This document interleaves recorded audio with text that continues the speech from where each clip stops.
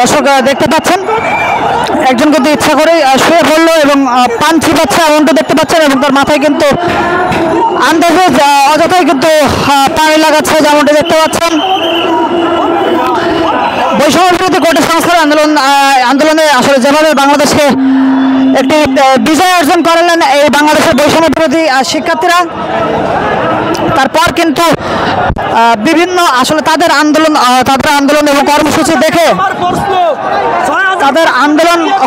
দেখার পর থেকে কিন্তু আসলে বিভিন্ন শ্রেণীর মানুষ কিন্তু আন্দোলনের মাঠে নামছে। আপনারা যেমনটি দেখছেন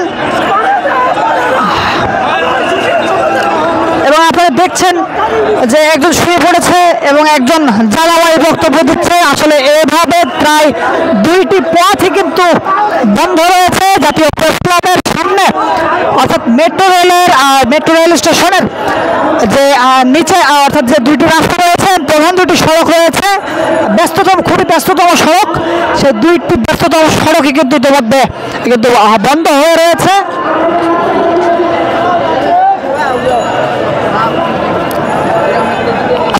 এভাবে যদি সড়ক পথ যদি আসলে বন্ধ হয়ে থাকে তাহলে সাধারণ মানুষের যারা আসলে যাতায়াত করছে বা বিভিন্ন গুরুত্বপূর্ণ কাজ অর্থাৎ দৈনন্দিন যারা আসলে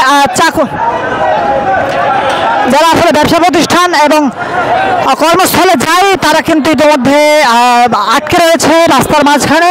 আপনারা যেমনটি দেখছেন ওখানে কিন্তু যমুনা ফিলিং স্টেশনের আমরা একটি গাড়ি দেখতে পাচ্ছি, নিশ্চয়ই একটি জ্বালানি তেলের গাড়ি। আসলে এভাবে কিন্তু বিভিন্ন জরুরি সেবা বলতে যেগুলো রয়েছে অর্থাৎ যমুনা ফিলিং স্টেশন অর্থাৎ এটি অবশ্যই জ্বালানি তেলের একটি ব্যারেল গাড়ি আপনারা দেখতে পাচ্ছেন, এবং পিছনে কিন্তু গণপরিবহনগুলো কিন্তু বন্ধ হয়ে গেছে যেমনটি দেখছেন।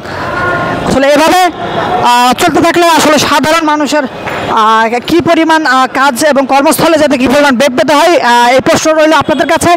এবং আদৌ কোটা সংস্কার এবং বৈষম্য বিরোধী আন্দোলনের পরেই আসলে এভাবে যদি প্রতিনিয়ত প্রত্যেকটা সংস্থা বা প্রত্যেকটা জায়গা থেকে যদি আসলে সকল শ্রেণী পেশার মানুষ যদি আন্দোলন করতে থাকে তাহলে আসলে কিভাবে চলবে এবং দেশের পরিস্থিতি আসলে কেমন হবে সেই প্রশ্ন ছুড়ে দিলাম আপনাদের কাছে।